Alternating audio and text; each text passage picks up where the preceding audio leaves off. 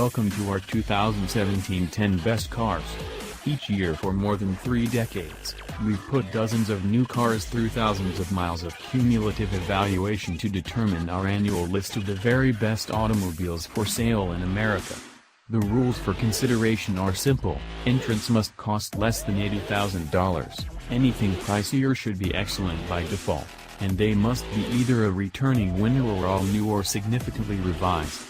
Winning isn't easy, however. In order to take home a trophy, a vehicle must offer good value, excel at its given mission, and, critically, deliver a pleasurable driving experience. These 10 cars deliver all of those qualities in spades. While none of them are perfect, they come closer to that ideal than anything else you can buy new.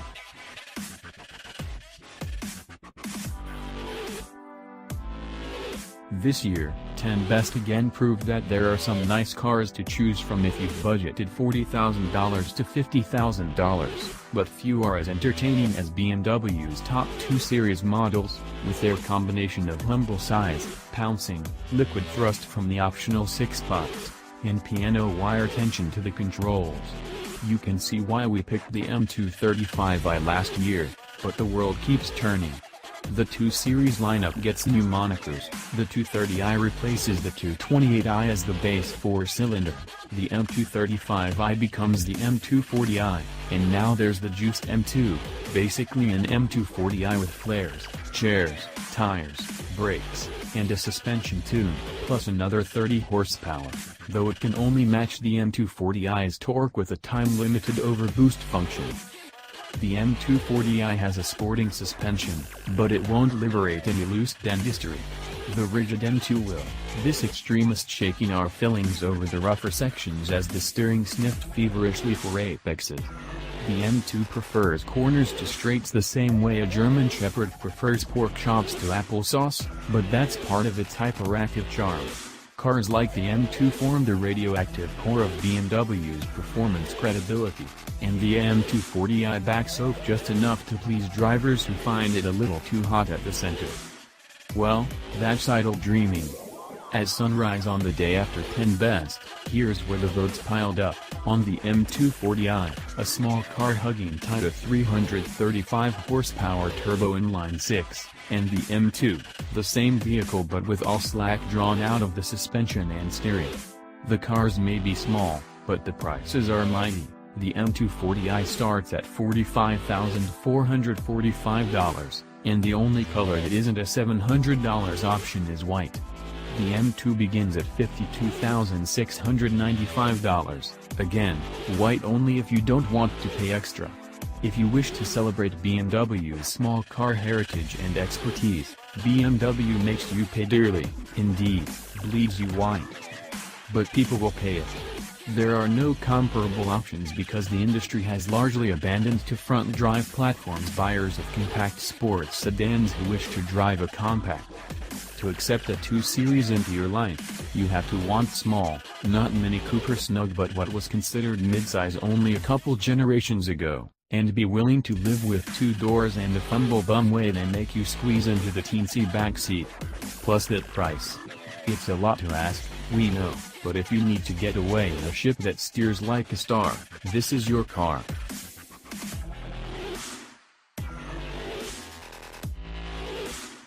The Bolt was also the only EV in this year's test.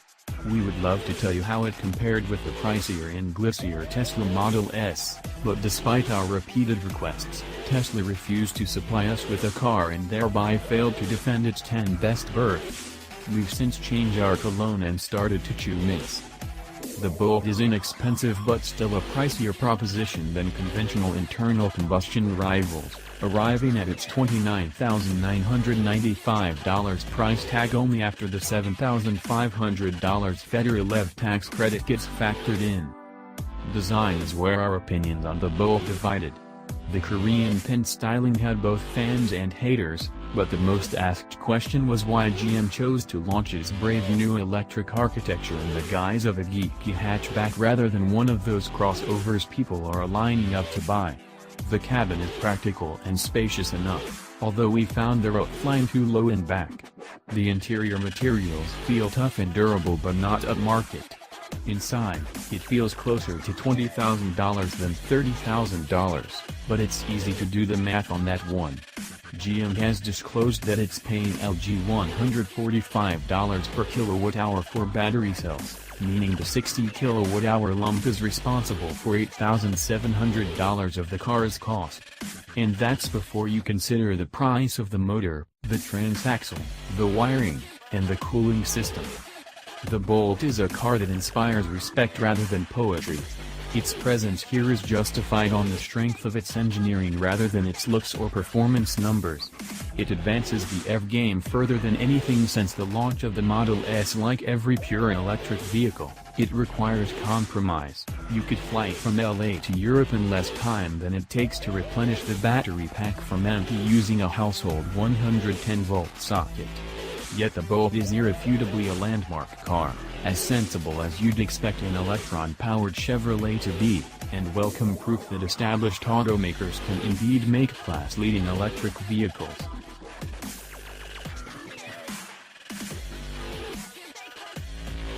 The almost identically sized Camaro nearly matches the Merc's accelerative performance.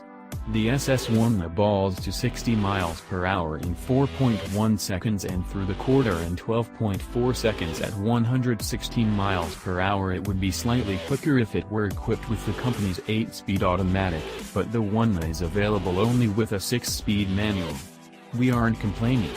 The Camaro's big 6.2-liter V8 is down on horsepower to the boosted Mercedes V8. But because the Camaro's 3,747-pound curb weight undercuts the C63's by 355 pounds, the two have near identical power-to-weight ratios. And bear in mind that these are effectively the same numbers that a standard Camaro SS can achieve for as little as $38,000. It's without reservation that we voted the Camaro back onto the 10 best list for 2017. Or, at least, put the V6 and V8 powered coupes, and they're one of the versions, on the list. The 2.0-liter turbocharged base Camaro, in its first 10 best trial, was not nearly as well received. The chassis is willing, but its Turbo 4 has uneven power delivery and sounds tragic. It doesn't share in the award. Neither does the convertible Camaro. We tested a V6-powered convertible that proved to be the polar opposite of the 2.0-liter coupe, a willing powertrain stymied by a soft and floppy chassis. As for Mercedes, well, it should remember that it took Chevrolet 50 years to start making Camaros that are this good. Also, it can take solace in the fact that a Chevrolet Impala makes a pretty miserable substitute for an S-Class.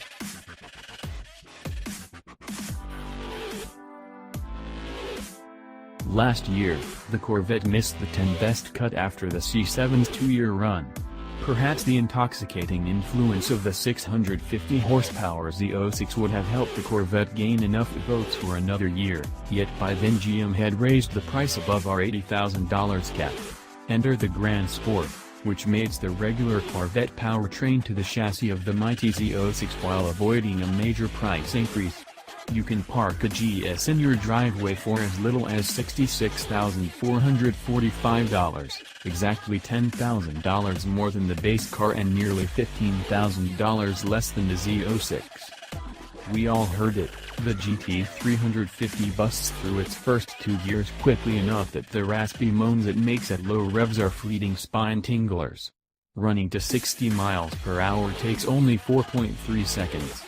But rev it out in higher gears, and the engine sounds as if it's munching on itself, ready to rocket some pistons through the hood. None of that comes through the exhaust, however. From outside, the GT350 sounds the way a Jackson Pollock painting looks. It's a splattering of sound, fiery, shocking, angry, and somehow perfect. Below 4,000 revolutions per minute, the GT350 lacks the Corvette's deep well of torque. Swing the needle past 8,000 revolutions per minute and tap the 526 horsepower, though, and it's hard not to think that maybe that Chevy V8 belongs in a pickup. Double the GT350's $56,770 price, and there's still nothing as exotic as this Romeo Michigan-built engine. The GT350 also found its spot on our 10 best roster because it is a transcendent machine that looks like a Mustang. Senior technical editor and GT350 advocate Casey Colwell summed it up: "There are arguments for both, but the GT350 is by far the most complete car. I drove the Grand Sport and the GT350 back-to-back twice to come to that conclusion. The Ford is more desirable, more practical, and cheaper. It's okay with enough of us that the engine isn't easy listening. You don't want a car like that to make the equivalent of elevator music anyway. As unnecessary as it is wonderful, this engine transforms the Mustang into something esoteric. If all this means that we have two V8 cars with similar missions and pricing, so be it. We're living in halcyon days for performance cars, and our votes reflect that. After all, the big V8 deserves its own place next to jazz and the television sitcom as a uniquely American art form."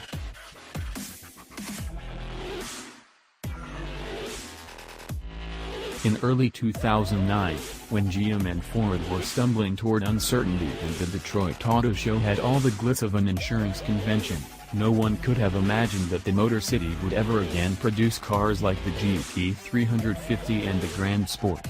But it's well known that car companies can be at their best when they're anxious about keeping the lights on. Both of these cars came from a hunger to prove that world-class virtue can be more than marketing talking points. And so, 8 years after the doom and gloom, we have these two unimaginably good V8 machines and a $64,000 question. Believing that there'd only be space for one of these cars on the list, our staff was divided, with the GT350's backers on one side and the Grand Sports on the other. In the final summation, each car had the votes to last year. The Corvette missed the 10 best cut after the C7's 2-year run. Perhaps the intoxicating influence of the 650 horsepower Z06 would have helped the Corvette gain enough votes for another year, yet by then GM had raised the price above our $80,000 cap. Enter the Grand Sport, which mates the regular Corvette powertrain to the chassis of the mighty Z06 while avoiding a major price increase. You can park a GS in your driveway for as little as $66,445, exactly $10,000 more than the base car and nearly $15,000 less than the Z06. Clinch its spot, but the Rift helped us arrive at a deeper understanding of both.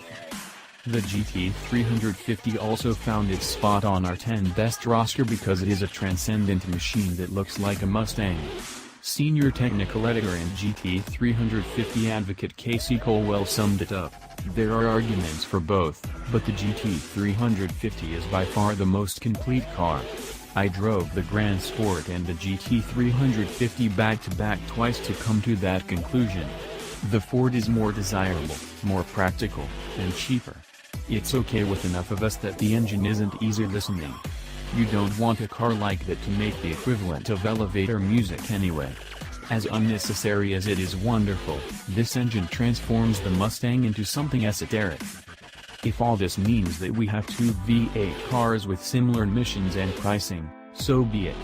We're living in halcyon days for performance cars, and our votes reflect that.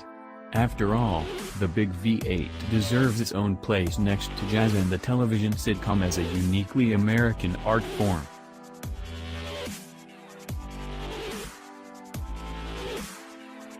The Accord is a kitchen appliance, engineered to offer an ambitiously broad set of buyers a car that makes them feel smart and secure.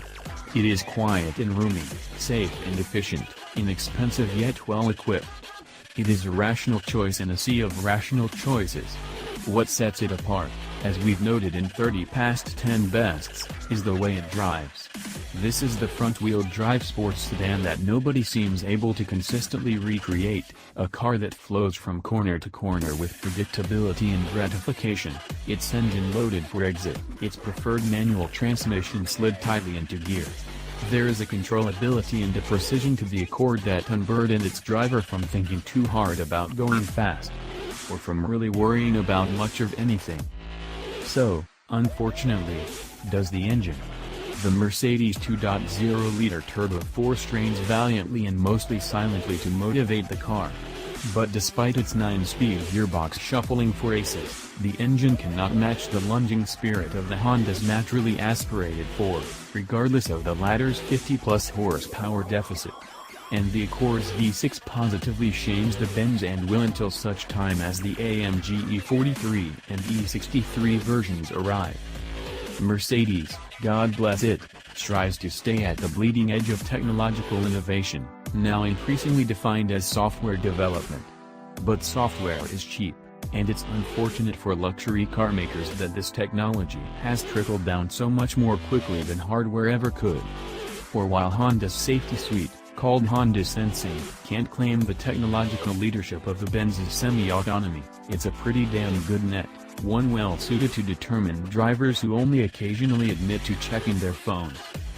The 10 best competition throws odd pairings together but always in the service of the same question: is this the least expensive version of the best possible car? When it comes to the Accord, that answer is yes. The appliance is the driver's car and the luxury good is the somewhat distant, automated one. How about that?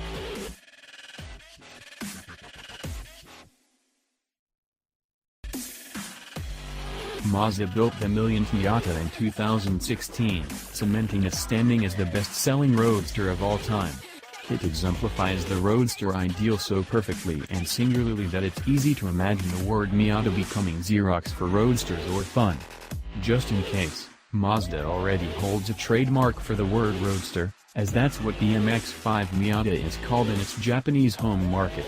Of course, there's little need these days for a generic term for a small and sporty convertible two-seater, since there aren't many left. Mazda's only direct competitor is a new entry from Fiat, but the 124 Spider is a re-engined and retuned MX-5 built by Mazda. With its own sheet metal and a Fiat engine, the Miata left most editors at 10 best scratching their heads and wondering why you wouldn't just choose the original. The Miata's engine is its biggest concession to economies of scale. It's similar to the Skyactiv 4-cylinder in the Mazda 3, although oriented longitudinally. It sings a pleasant song and revs freely to its 6,800 revolution per minute redline, and while 155 horsepower won't impress Ford Mustang and Chevy Camaro owners, it's enough to get the MX-5 to 60 miles per hour in under 6 seconds. No matter the shape, the greatness of the Miata represents a continuing dedication to the sports car ideal. That's a rare thing these days. Mazda, along with Porsche, somehow makes a business case for building pleasurable, desirable, and soulful vehicles, the Miata suffering not at all for its lack of competition. Both of these nameplates are winners, and both exist in a world of their own. It's a world we're glad to live in.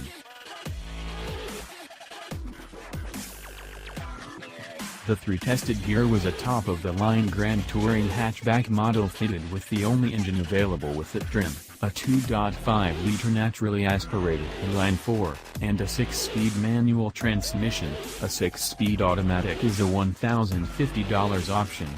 A sedan can be had for $750 less, but we'd gladly pay the premium for the extra storage space and the easy access liftgate. We think that the hatch simply looks better, too. Our test car rang in at $28,030, handsomely equipped with the Grand Touring's standard leather-trimmed interior, power seats, and 7.0-inch touchscreen infotainment display with redundant rotary controller. It also carried the $1,600 premium equipment package, LED lighting, adaptive headlights, navigation, and a heated steering wheel, and the $1,100 active safety package, lane departure warning, lane keeping assist, adaptive cruise control, and Mazda's smart braking system, a form of automated braking assist. Most automakers won't let American buyers have these optional safety features with a manual transmission, preferring that the car be able to select gears on its own if, say, traffic conditions require the adaptive cruise control to slow it down from freeway speeds to a crawl. Mazda's system, which operates between 18 and 99 miles per hour, alerts the driver via a dashboard warning and chime to assume control and shift down to avoid stalling the engine in such circumstances. The car didn't distinguish itself in braking, either, needing a considerable 185 feet to stop from 70 miles per hour, or 20 feet more than the long-term test car needed when it was similarly new. A Ford Focus SE EcoBoost we tested earlier this year needed only 173 feet, while a Volkswagen Golf TSI took just 168. Not many cars in the segment outperform the Mazda 3's 0.84 grams of grip on the skid pad, but many match it, so it can't rightly be called the leader of the pack. The 3 returned 34 miles per gallon on our 75 mile per hour, 200-mile highway fuel economy test, besting the EPA's 33 mile per gallon highway rating. With its smaller displacement turbocharged engine, the 2016 VW Golf achieved 40 miles per gallon in the same test. The Mazda 3's best qualities can't be accounted for in braking distances or acceleration times.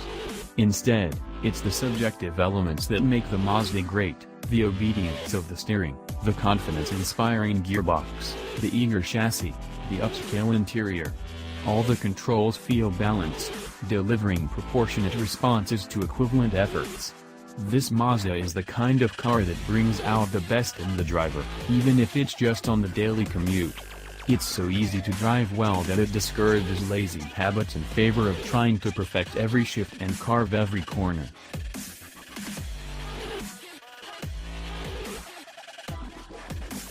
If you read anything about Porsche S Junior sports cars, the 718 Cayman and 718 Boxster, during the last year, you probably know that its mid-cycle update went well beyond the cosmetic nips and tucks typical of automobiles entering midlife. In addition to the rear fascia, headlight, and taillight revisions, each got new sheet metal stampings for all fenders and both door skins. Interior upgrades included redesigned upper dashboards, new steering wheels, and revised infotainment logic with more connectivity options and device compatibility. The Boxster and Cayman also received completely retuned chassis, upgraded brakes, and even a newly shared numerical designation 718 to help clarify that they are simply two variants of the same model. But the most consequential changes by far were the replacement of the sonorous, naturally aspirated 2.7 and 3.4-liter flat-six engines with turbocharged 2.0-liter and 2.5-liter flat-fours in the Standard and S models. Test them all. If you like us, you worried about how Porsche would maintain these cars' ebullient characters, so much of which resided in those legendary, mid-mounted flat-sixes, with their peaky but delightfully linear power, above roughly 3,700 revolutions per minute, and richly mechanized thrum emanating from just behind 1S ears. Both new 4-cylinders are more powerful than their 6-spot predecessors, and the cars are offered in a number of model, transmission, and body style combinations, with numerous nifty performance options to help sharpen their edges. But we wondered if there may be a 718 sweet spot that would make us forget all about the flat-sixes of yesteryear. Hardtop or roadster? Revised 6-speed manual or state-of-the-art dual-clutch automatic? Would the 2.0-liter S 300 horsepower and 280 pounds-to-foot be?